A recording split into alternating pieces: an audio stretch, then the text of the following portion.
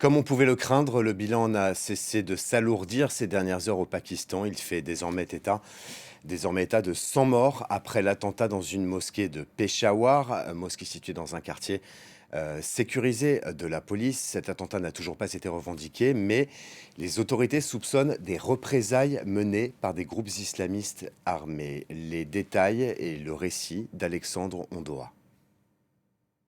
Encore alité, ce policier est suivi de près par une infirmière.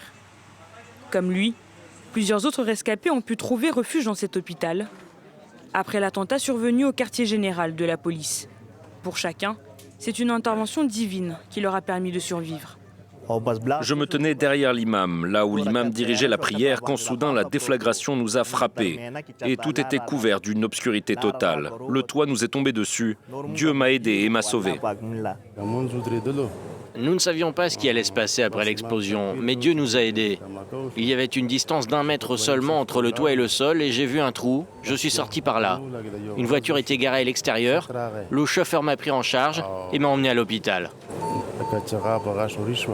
Ce lundi, alors que plus de 300 policiers étaient rassemblés pour la prière de midi, un kamikaze a réussi à pénétrer dans la mosquée, portant sur lui près de 12 kilos d'explosifs en petits morceaux.